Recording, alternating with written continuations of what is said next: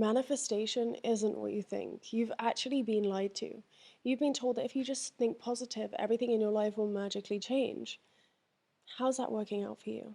You see, manifestation isn't about waiting or hoping or positive thinking. It's about mastering the shift that makes manifestation instant. My name is Bobbie, and I empower you to love yourself so you can manifest anything. Subscribe if you want, because by the end of this video, there'll be no more waiting, no more hoping, no more wishing. You will just know that it's done. So here's the thing, you've actually been doing everything backwards, because manifestation is about erasure. It's not about addition. It's about removing the parts of yourself that doesn't believe. It's not about adding things on to the self-concept that got you into the reality that you don't even want to be in the first place. Why would you add on desires, add on things that you're drawing in onto a self-concept that doesn't think it's possible? Which is why manifestation is about removing those limits, removing those doubts, removing that fear. It's not about adding. In fact, the more that you add, the more that you lack. And so really what the key here is to understand is that when you feel all of that desire, which is higher on the frequency scale, but when you feel all of that desire, just know, is it coming from a place of lack, or is it coming from a place of knowing that it's already done? It's about understanding that the version of you that struggles, that's broke, that's heartbroken, that's literally an illusion. And once you remove that version of yourself, you can actually start to rebuild, which is why it's good to kind of work on your self-concept, going general, and then begin to add in the manifestations. But if you can do it both at the same time, you're a genius. And this is really where letting go comes in. Because most people think that letting go means that you just give up entirely. But letting go is actually letting go of the need of control of how it's going to happen, of when it's going to happen, of if it's going to happen. It's letting go of that constant mental tennis that you play with yourself, as opposed to just relaxing in the knowing that what you want wants you more. Letting go means dropping the identity of the person that doesn't have it. And once you do that, your reality catches up. Now, it may take a second, or it could be instant. The key here is understanding if you are working, I am getting absolutely mauled out here. If you are working to ensure that the rest of your life is the best of your life, but right now it's a work in progress, but you know that everything you're doing is building that bridge, building that momentum, building that reality, why does it matter if in the interim there are some things that you may not like at this moment? But if you know and you're keeping your eyes focused on what it is that you want, and you know that it's impossible to fail, it really doesn't, it's completely irrelevant what's happening right now.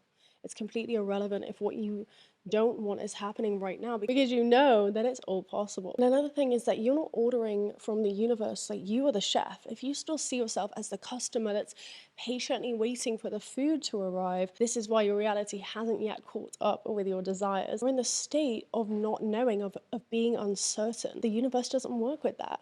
The universe only works with what you are projecting, what you are. Thank you. Okay. And so here's the thing, is that your brain is a pattern recognition machine. Dr. Joe Dispenza says that 95% of our thoughts are the same as yesterday. And if our thoughts are changing our reality, and we didn't like yesterday, and the reality that we had yesterday was from the thoughts that we were thinking from the day before, and we don't like that, and we don't want to repeat that, what do you think we need to do? You change your thoughts, you change your identity. Your identity changes your energy. And this is done through repetition. So to actually begin changing this, I want you to do the role reset technique, which is essentially seeing your life as a game, as a video game, and choosing the character that you have been playing for the past however many years, and really understanding what that character is, what the traits they have, understanding what drives them, and what has driven them to this point, and get very clear on this character. Then ask yourself, who would I be without this character? Who would I be if I was playing an entirely new role? And then, just like a video game, you switch roles. Understand that you can switch roles, you can switch realities, you can switch identities, I mean, like quite literally, at any given point, okay? So then you switch the role of the person in that video game that you most want to be, that you most want to embody. That can be anybody. And start incorporating that person's character traits, that person's values, for just for a day. Do it for a day. Do the role reset technique just for a day, and then try again tomorrow, and the day after, and the day after.